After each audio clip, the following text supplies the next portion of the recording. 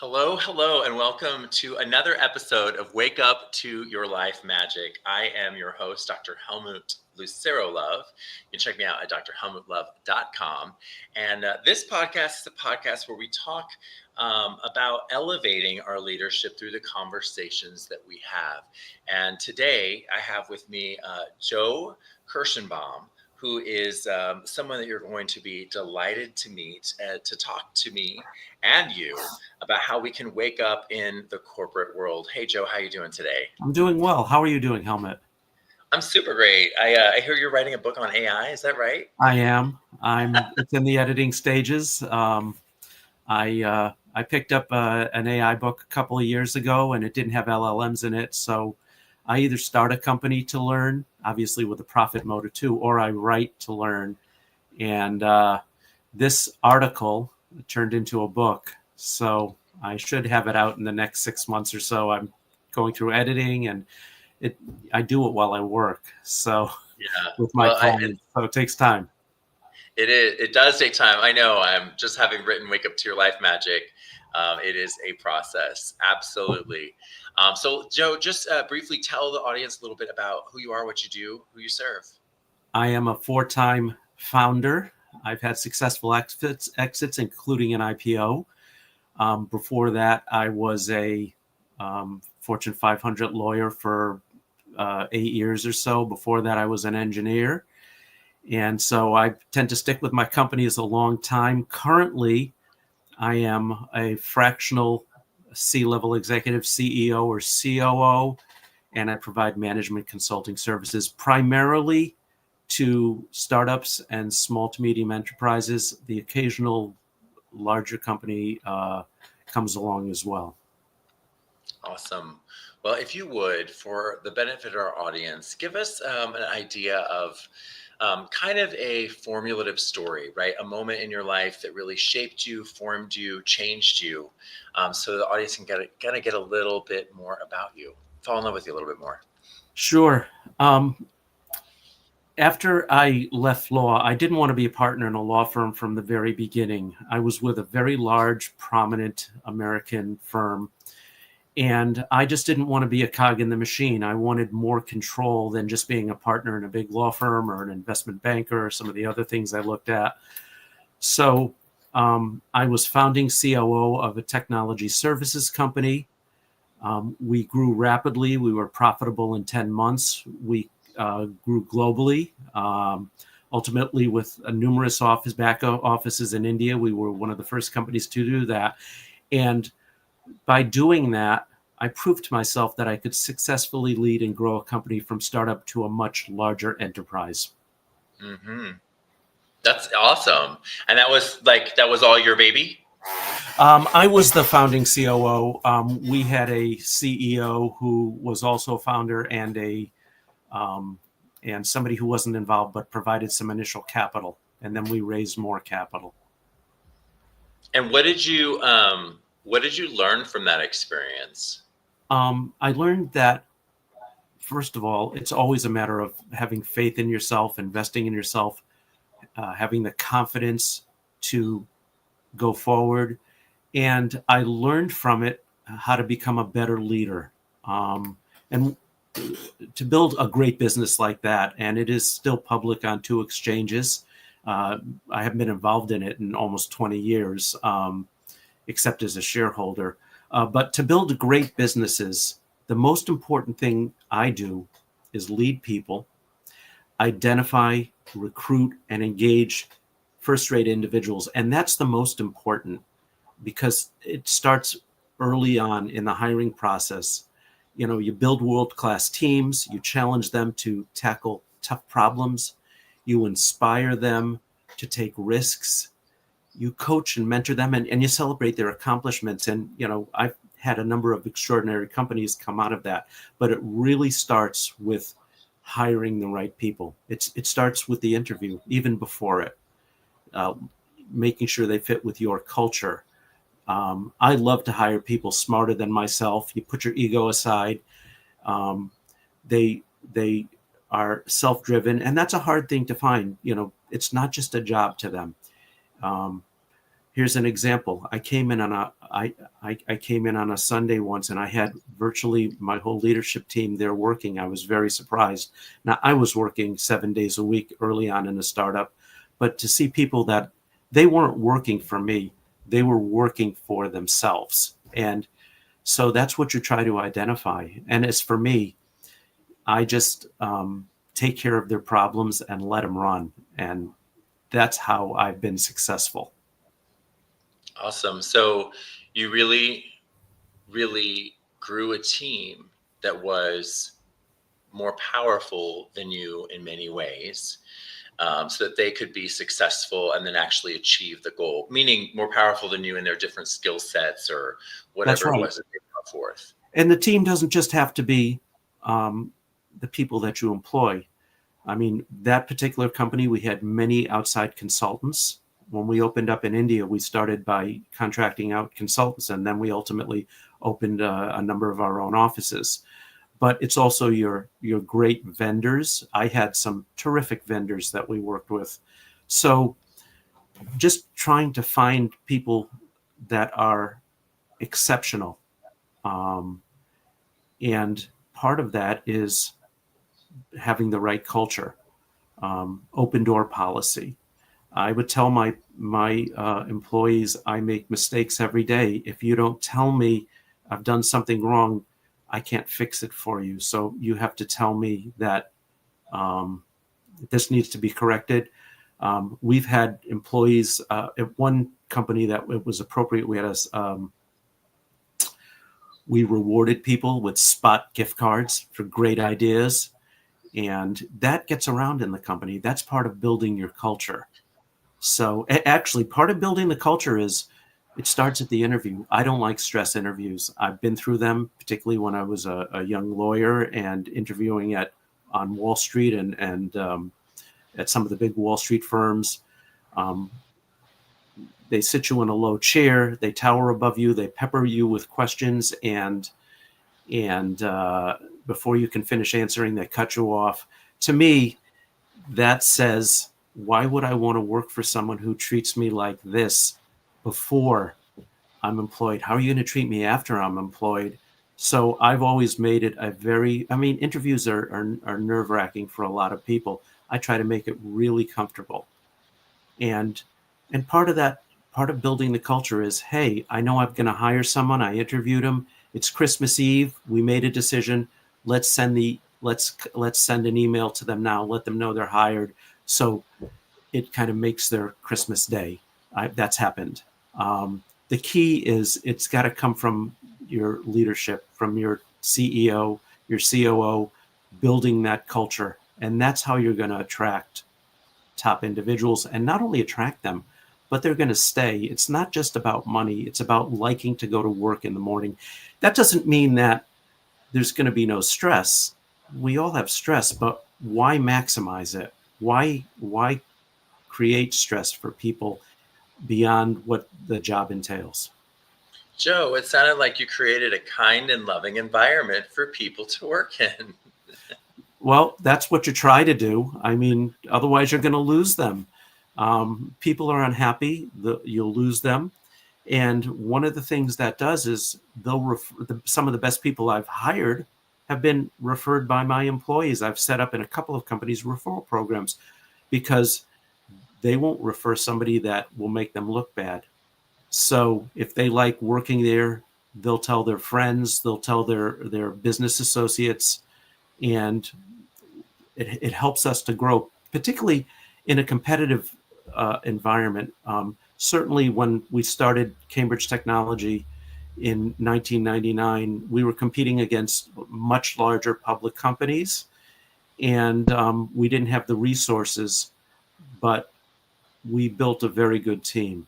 And I've tried to do that throughout. I mean, that was technology services, had a great financial services team.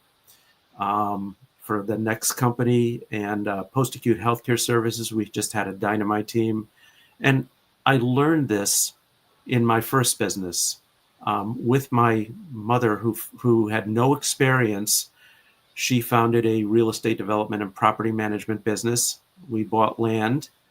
We hired a general contractor to build our first 10-unit townhouse apartment building.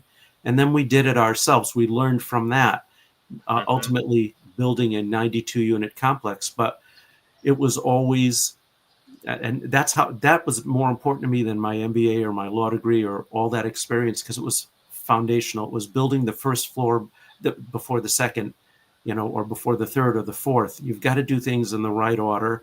And it was also watching how my mother treated people. We had very little money to get started. We took a risk. It succeeded. I worked throughout that business, everything, construction, roads, cleaned thousands of toilets, painted thousands of apartments over the years. We bought a garbage truck. We didn't have the money to outsource. We bought a garbage truck with a blown engine, and I worked on a garbage truck a couple times a week at 5 a.m. for years. And it went throughout our operation, sales, marketing, the way you treat people. And so I really got that from my mother, who, again, had no experience in business. She had been a Navy officer and a nurse. But nurses didn't make enough money, and she had a family to raise in the early 1970s. So she made a switch. That's so inspiring. If you think about it, ultimately what I'm hearing, and I know our audience is too, right? Hard work, maybe not necessarily knowing, but going out, taking a risk and trying, and then making it successful, not just trying.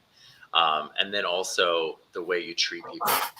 Tell me, as you think about what you're doing now and the vision you live for as you're creating what you do, the various roles that you take, what is it that you're looking to create going forward right now? Well, I'm doing fractional executive work. I've done it for a variety of companies, but I love being part of a team. I don't know if you've realized that based on what I've said. So I haven't jumped around a lot in my life. I'm ultimately looking for the right company to join full time. And I meet companies as a fractional exec and help them out. But if I find one that's appropriate and there's a good fit, I'd love to join them and take advantage of my experience growing companies in 4 different industries, my sophisticated legal background, and help them to grow and become profitable. Yeah. So you're not looking to start another one at this point. At this point, I'm probably not looking to start my own, although I will say writing a book is a project in itself. It is.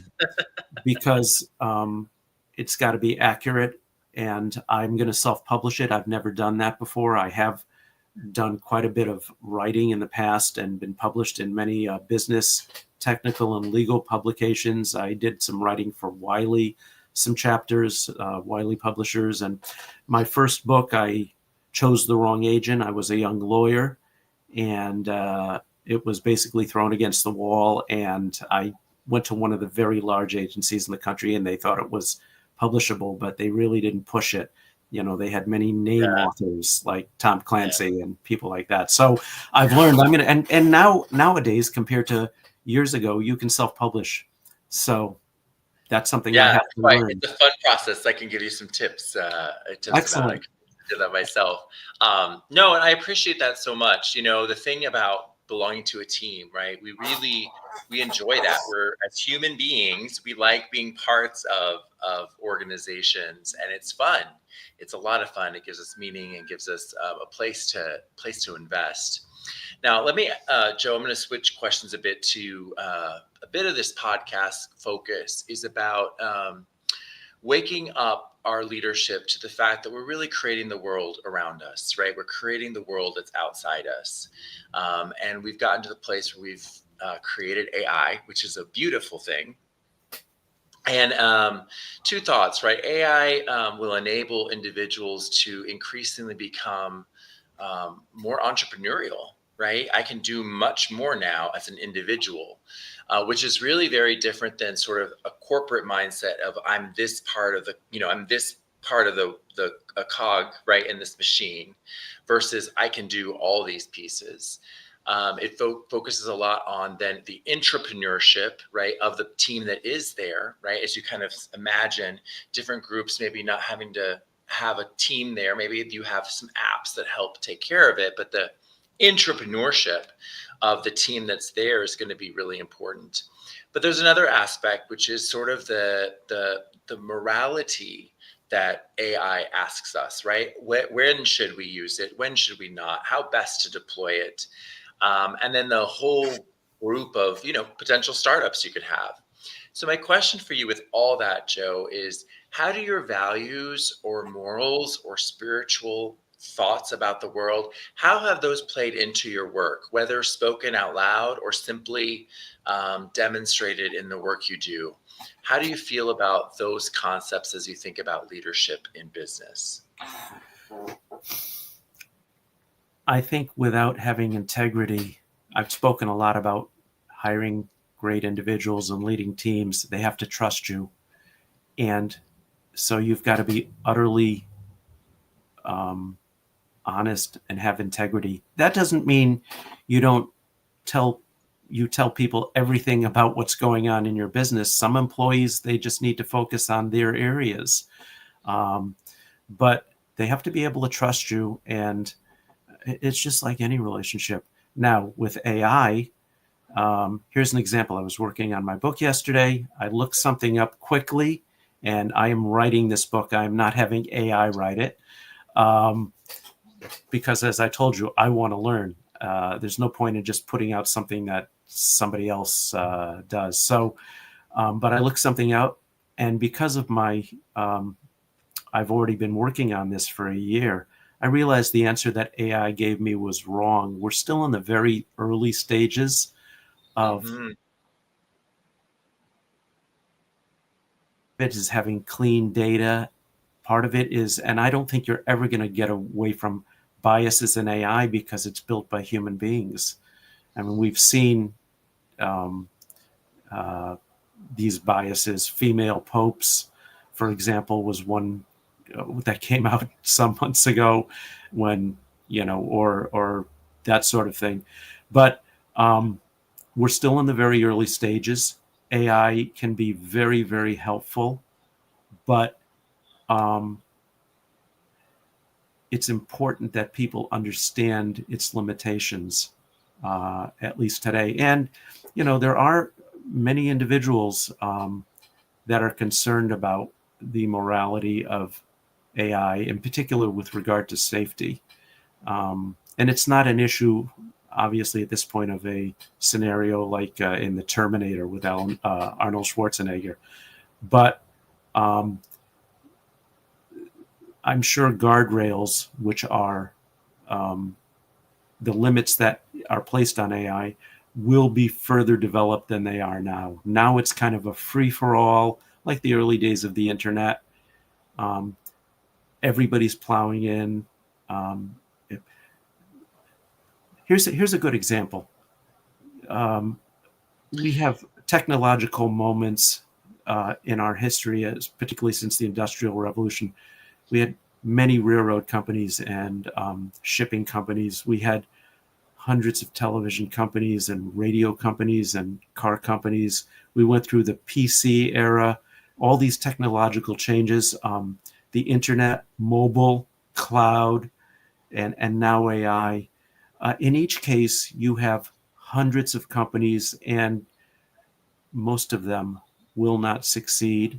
They'll either fail or they'll merge. General Motors bought up companies out of the hundreds of car companies. Even where I grew up in the Hartford, Connecticut area, we had 3 or 4 car companies, including, I think, the Pope Mobile. Yeah. So many of these will not succeed. The same thing is we're at that stage in AI.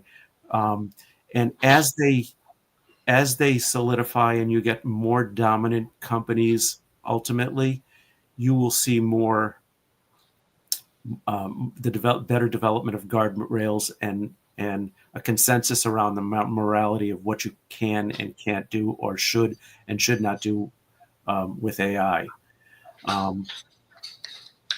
I do know some companies are Amazon came out in the past couple of weeks. They're saying everybody has to be an AI expert in our company if you want to progress in the leadership chain. So it's being thought about. AI is important, but it's not the be all and end all yet. Yeah. So I want to go back to your point. I think was great about integrity, right? Mm-hmm. Where does your sense of integrity come from? How did you establish that? Is it something that you just developed from your time with your mom? Was it an inherent, part of who you are? How did that develop for you, and how did you sustain that commitment through your life and leadership? I think your formative years are when you develop your personality. I mean, um, I got it from my parents. I don't remember, my dad died when I was a kid, but I remember very little of him. But my mother, single mom with three kids, and didn't quit, tried new things, had nothing to lose. She grew up very poor in the Depression. So she never imagined that she would own a home or own a car or anything like that. And she ended up being very, very successful, but not quitting. I mean, each of my companies I started is in a different industry because my mom took a risk. I guess I picked that up from her. I wanted to learn something and I saw an opportunity. So I rode the internet wave. I rode the financial services wave in the first decade of this century. I rode the baby boomer wave, the silver tsunami of baby boomers needing post-acute health care. And that, I had no experience in any of those industries. Had I advised them as a lawyer? Yes. But as an outsider, it's not the same as being the guy that has to make the payroll and sweating that out until you have cash flow coming in. So that's I think it comes from just the way you're brought up. Gotcha. Yeah. And then pursuing that increasingly. I assumed you hired for that as well. When you talk about your teams, did you look for that in your teams? Absolutely. That is absolutely part of what getting first-rate individuals. You have to trust them. And because they have to be honest about what you're doing and about your product. I mean, you've got a good sales team. I don't want somebody representing my company and saying, well, we can do this, this, this, and that, when we can't, because ultimately you're going to disappoint the customer. And that's bad marketing too. So it's bad from a moral perspective, and it's bad from a business perspective, and potentially from a legal perspective. Right, especially the lawyer. Well, I always think of that, but the most important thing, and it's one of the things you'll learn in an ethics class in law school, the difference between what's legally appropriate and what's morally appropriate, because lawyers are told they've got to follow the law. Right. Let me ask you, switching gears a little bit, in your current business, as you consult and as you do fractional work, what would you say is maybe a vulnerability that you'd share about a frustration or a challenge that you experience? I always invested in my companies. That's a very good question. I invested in my companies. That means taking a risk and spending some money. And sometimes you're going to fail, and sometimes you're not. I meet a lot of entrepreneurs that want to be entrepreneurs, but and obviously we all want to minimize our risk and maximize our gain, but they don't want to spend any money.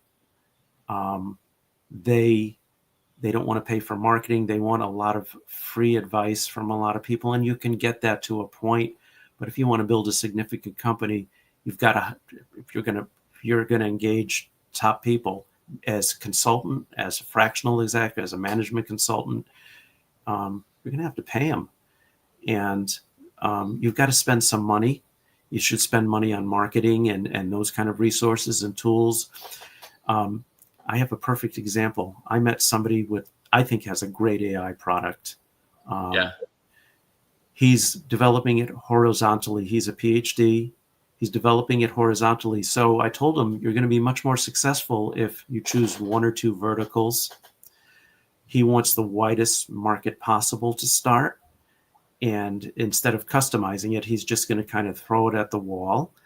And he doesn't want to pay for sales. He doesn't want to pay for design. I mean, he's a PhD. He built a great product. It needs some much better user interface. It's easy for him to understand, but he's not selling to PhDs. He's selling to mid-market leaders in healthcare and insurance and those sort of things. But he doesn't want to spend the money. And I gave him some free advice.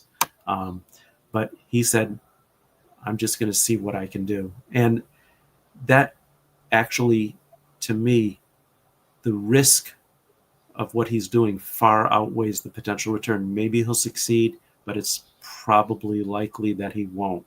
He needs to focus. Into a niche, right? Into a niche. That's right.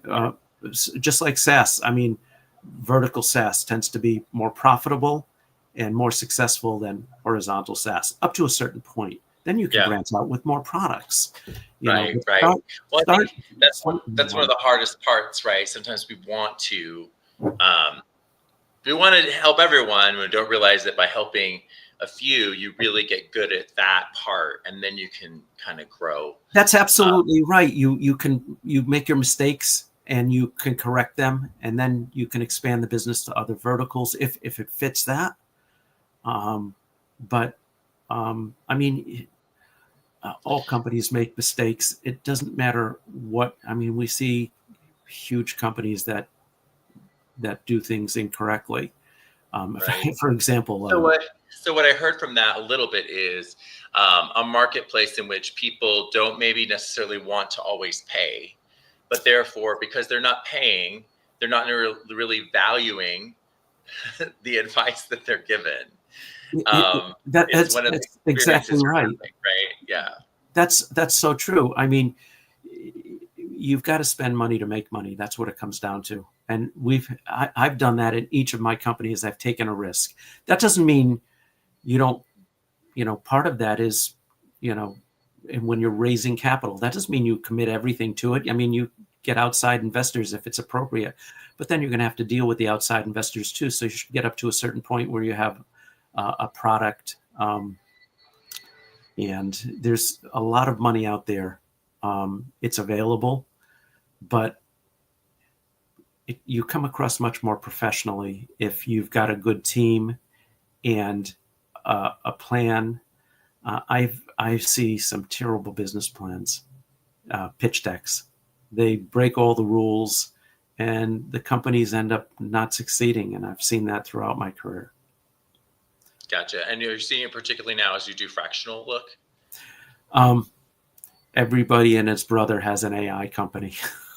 Yeah. It's all about AI. That's where the majority of the world's funding is going today. AI, maybe second, cybersecurity. And just as I said years ago, every company is a technology company now. I mean, McDonald's is a technology company. Every company is going to be an AI company now. Every company will ultimately use cloud resources. Yet today, maybe 12 or 14 years after the cloud really started becoming that snowball, we still have only about 25% of the companies in the US that take advantage of the cloud. So, and some may never. There's always going to be that outlier, but ultimately, cloud computing still has a long growth great growth projections. And AI, it's going to be the same thing. You're going to need AI in your business because it will help you to compete, and it will help you to become more profitable ultimately. And that is where it is. So tell me, it is kind of, this is a really good sort of reminder as to each one of these waves, right? And what they've done. This one does feel different because it's significant, but it'll be another wave that we will work through, right? Tell me about, my last question is always around a piece of advice that you'd give to someone, to a younger version of you, something that you wish you had been told along life's journey that you weren't, but that you'd gladly share with someone who's listening to us today. I guess that I learned by osmosis. I mentioned, I didn't believe that I could build uh, my own company until I was until I was a COO with my technology services company, and we were growing like wildfire and hiring hugely and becoming profitable and becoming successful and having customers throughout the United States. And my second customer was in Antarctica and in Asia, and the company expanded to Europe. So I guess in response to your question, um, believe in yourself. Confidence is critical. Invest in yourself. Um, and that doesn't mean getting 3 college degrees like I have. It means learn what you need to know. Um, Take risks, because you're always taking a risk. You're working for somebody in a big company, you could be let go tomorrow. So when you compare it to that, to starting your own business, there's different levels of risk there, both risky. So take risks in your life. You succeed, it'll give you more confidence, it'll give you satisfaction, and learn to be a leader if you can. Treat people with respect and dignity. That's what I would say. It's always about treating people well. And we've all dealt with people in our lives that take advantage of us. You're going to be taken advantage of. I'm taken advantage of. Everybody is. But that doesn't mean that because somebody does it to you that you should do it to them. Beautifully said. Thank you, Joe. I would tell our listeners, if you want to learn more about my 9-figure leadership program and how to lead in a 9-figure business, check me out at drhelmutlove.com. Joe, how can they learn more about you or connect with you? They can connect with me on LinkedIn. My name I'm the only one in the world with this name currently, Joseph Kershenbaum, Kershenbaum. I primarily do all my business out of LinkedIn, and I have a strong referral network and can provide additional resources to anyone that asks. All right. Well, thank you so much, Joe, for joining me today. Helmut, Cheers. thank you for your time.